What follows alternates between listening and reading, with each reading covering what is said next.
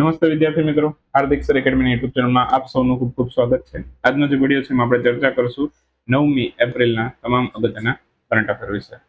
Video શરૂ કરું એ પહેલા એન્ડ્રોઇડ એપ્લિકેશનમાં જોડાઈ શકો છો. એન્ડ્રોઇડ એપ્લિકેશનની લિંક ડિસ્ક્રિપ્શનમાં પણ મળી જશે.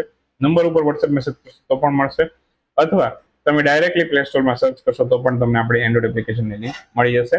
કોર્સ ઓફર સંબંધિત માહિતી માટે વોટ્સએપ નંબર ઉપર ફોન અથવા મેસેજ કરી શકો છો. શરૂ કરીએ 9મી એપ્રિલના તમામ અગત્યના કરંટ અફેર. ચર્ચામાં રહેલ ભારતનું પ્રથમ ક્વોન્ટમ કોમ્પ્યુટર છે કયા સ્થળેથી લોન્ચ કરવામાં આવેલું છે? ભારતનું સૌથી પહેલું ક્વોન્ટમ કોમ્પ્યુટર લોન્ચ થયું છે આ આંધ્રપ્રદેશમાંથી લોન્ચ થયું છે, અમરાવતી ખાતેથી. તો આન્સર આવશે ઓપ્શન બી, આંધ્રપ્રદેશ. હાલમાં જ ક્વોન્ટમ કોમ્પ્યુટર અમરાવતી આંધ્રપ્રદેશમાંથી લોન્ચ થયું છે. ઓકે, તો આ ક્વોન્ટમ કોમ્પ્યુટરનું નામ પણ લગભગ આ ક્વોન્ટમ કોમ્પ્યુટર છે એને અમરાવતી આંધ્રપ્રદેશમાંથી લોન્ચ કરવામાં આવેલું છે.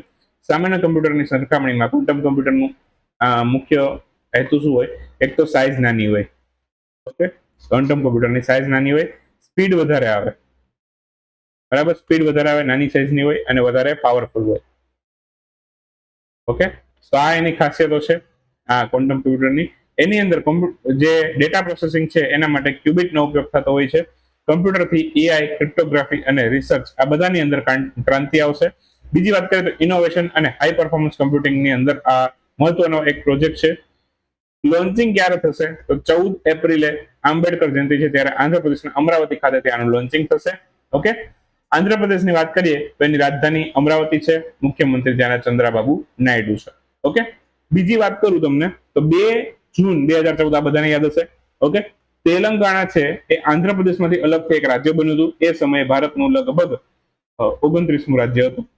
ઓકે, હવે વાત કરીએ તો આ તેલંગાણા જ્યારે રાજ્ય બન્યું ને એ વખતે તેલંગાણા અને હૈદરાબાદ આ બંનેની તેલંગાણા અને આંધ્રપ્રદેશ આ બંનેની જે રાજધાની હતી એ હૈદરાબાદ હતી. અને લગભગ 10 વર્ષ સુધી છે આની જે રાજધાની છે બરાબર એ કોમન રહી. ત્યારબાદ 2024માં તેલંગાણાની રાજધાની હૈદરાબાદ થઈ અને 24 પછીથી આંધ્રપ્રદેશની રાજધાની હૈદરાબાદથી બદલીને અમરાવતી કરવામાં આવેલી. ઓકે, તો 2024માં ત્યાંની વિધાનસભામાં પ્રસ્તાવ પસાર કર્યો અને ત્યાંની રાજધાની અમરાવતી બનાવી.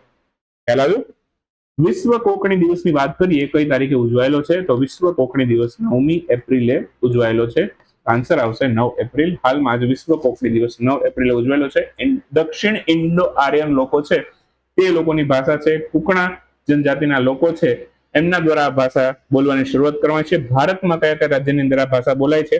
મહારાષ્ટ્ર, ગોવા, કેરળ અને કર્ણાટક આ 4 રાજ્યની અંદર આ કોકણી ભાષા બોલાય છે. કોકણી બંધારણની માન્ય ભાષાઓમાંથી પણ એક છે.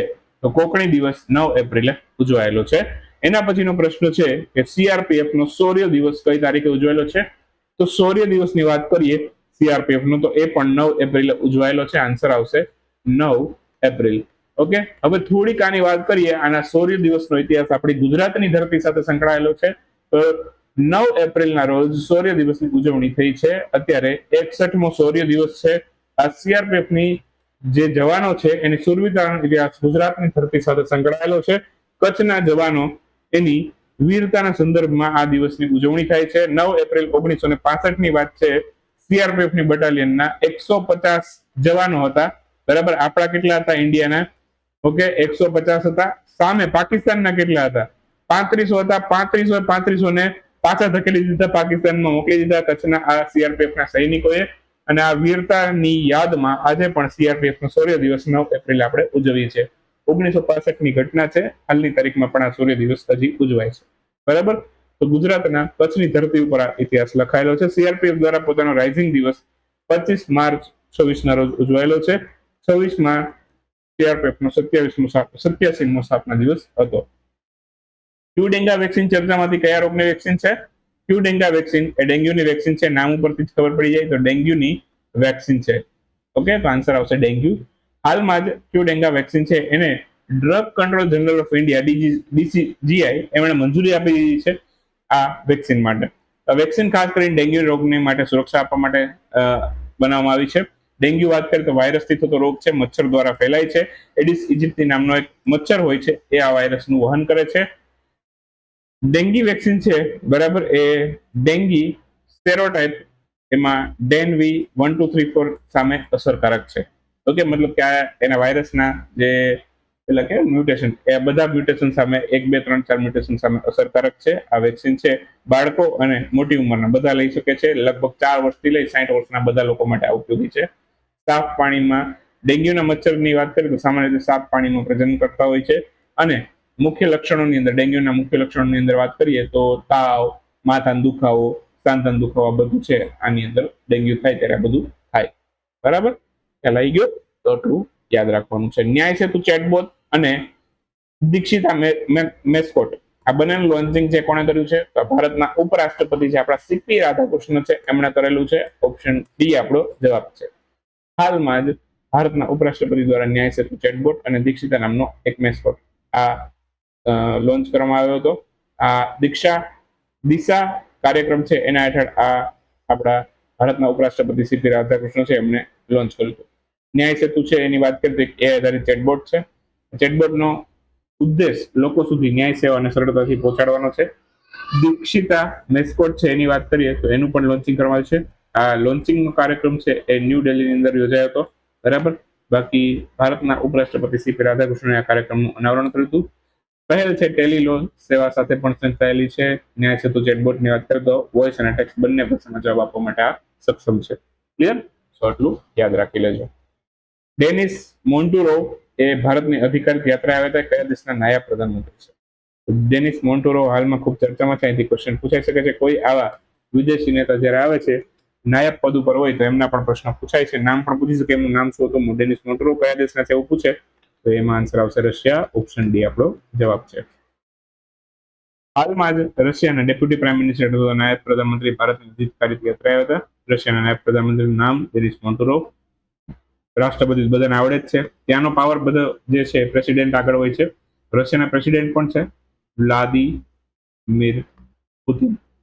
ઓકે, તો પુતિન સાહેબને પણ યાદ રાખી લેજો. ઓકે, આ મુલાકાતનો ઉદ્દેશ શું હતો કે ભારત રશિયાના સંબંધો મજબૂત બને. ભારતના રક્ષા, ઉર્જા, ટેકનોલોજી છે, સહયોગ છે, એના ઉપર પણ બંને બાબતો ઉપર બંને ચર્ચા કરી છે. બાકી વાત કરીએ તો ભારત રશિયાનો સમય છે લાંબા સમયથી સ્ટ્રેટેજિક પાર્ટનરશિપ બંને દેશો વચ્ચે ચાલી રહી છે. ઓકે, ડેનિસ મોન્ટુરો પહેલા ઇન્ડસ્ટ્રી અને ટ્રેડ મિનિસ્ટર હતા રશિયાની અંદર, હવે નાયબ પ્રધાનમંત્રી બન્યા છે. બાકી વેપારના મુદ્દા ઉપર બહુપક્ષીય સહયોગ, બાયોલેટરલ એગ્રીમેન્ટ ઉપર ફોકસ કર્યું. ઓકે, ન્યૂ કાસલ ડિઝીઝ છે ચર્ચામાં, તો શેનાથી થતો રોગ છે? ન્યૂ કાસલ ડિઝીઝ છે એક વાયરસથી થતો રોગ છે. મુખ્યત્વે મુર્ગા પાલન કરતા હોય, બરાબર, એ મુર્ગીઓ અને મુર્ગાઓને આ રોગ છે એનાથી અસર થાય છે. ઓકે, તો ન્યૂ કાસલ ડિઝીઝ છે, બરાબર, એ વાયરસજન્ય રોગ છે જે મુખ્યત્વે પક્ષીઓમાં ફેલાય છે. પોલ્ટ્રી ફાર્મિંગ એટલે કે મુર્ગી પાલન સાથે સંકળાયેલો આ રોગ છે. રાનીખેત ડિઝીઝ તરીકે પણ આને ઓળખવામાં આવે છે. રોગનું મુખ્ય કારણ શું છે? તો કે એવિયન પરમ શો વાયરસ છે, પરમિક્સો વાયરસ. ઓકે, તો આ પરમિક્સો 1 વાયરસ જે છે, એવિયન પરમિક્સો 1, તો એનાથી આ રોગ થાય છે. ચિકનમાં શું શું થાય એનાથી? તો શ્વાસની સમસ્યા થાય, ડાયરિયા થઈ શકે ચિકનને, અને નર્વ સિસ્ટમની અંદર પણ અસર થઈ શકે છે. તો પોલ્ટ્રી ઉદ્યોગ છે એનાથી ભારે નુકસાન થાય. એક ચિકન થાય એટલે બધા ચિકનને, મતલબ કે બધા મુર્ગાઓને થવા માંડે. ઓકે, ઈંડા ઉત્પાદન અને જે મુર્ગાઓ છે એને મૃત્યુદર ઉપર સીધો અસર પડે છે. બરાબર, ઘટાડવા માટે શું કરી શકે? તો કે આને રોકવા માટે વેક્સિનેશન એટલે ટીકાકરણ કરાવવું પડે મુર્ગાને. ચાલો, એ વાત થઈ ગઈ. હવે ફટાફટ આજના 9 એપ્રિલના ઓનલાઈન ક્વેશ્ચન જોઈ લઈએ. તો સૌથી પહેલો ક્વેશ્ચન છે સૂચના અને પ્રસારણ મંત્રાલય એમના સચિવ તરીકે કોની નિયુક્તિ થઈ છે? તો હાલમાં જ કયા દેશના ખેલાડી છે જેમણે માફ કરજો, જવાબ સૂચના પ્રસારણ મંત્રાલયના સચિવ તરીકે કોની નિયુક્તિ થઈ છે? તો ચંચલ કુમાર સૂચના પ્રસારણ મંત્રાલયના સચિવ બન્યા છે. હાલમાં જ કયા દેશના ખેલાડી જેમનું નામ છે રેસી વેન ડેર ડુસેન, એમણે આંતરરાષ્ટ્રીય ક્રિકેટમાંથી પોતાની નિવૃત્તિ જાહેર કરી છે? તો આ કયા દેશના ખેલાડી છે જેમનું નામ છે રેસી વેન ડેર ડુસેન? આ દક્ષિણ કોરિયાના ખેલાડી છે. તો આન્સર આવશે દક્ષિણ કોરિયા. હાલમાં જ પાવર ગ્રીડ કોર્પોરેશન લિમિટેડના સીએમડી તરીકે કોની નિયુક્તિ છે? તો પાવર ગ્રીડ કોર્પોરેશન લિમિટેડના અત્યારે સીએમડી, ચેરમેન અને મેનેજિંગ ડાયરેક્ટર બન્યા છે. એમનું નામ છે બીવી રામમોહન. મિન આંગ એ કયા દેશના નવા રાષ્ટ્રપતિ તરીકે નિયુક્ત થયા છે? તો મિન આંગ હાલમાં જ મ્યાનમારના નવા રાષ્ટ્રપતિ તરીકે નિયુક્ત છે. આન્સર આવશે મ્યાનમાર. ભારતની પહેલી સ્વદેશી કોલસાથી એમોનિયમ નાઇટ્રેટ પરિયોજના કયા રાજ્યમાં સ્થાપવામાં આવશે? તો સૌથી પહેલી કોલસાથી એમોનિયમ નાઇટ્રેટ પરિયોજના છે આ ઓડિશામાં સ્થપાશે. આન્સર આવશે ઓડિશા. હાલમાં ભારત અને કયા દેશે માનવીય સહાયતા તરીકે 1000 ટન ડાંગરની નિકાસ કરી છે? તો ભારતે કયા દેશને કરી છે?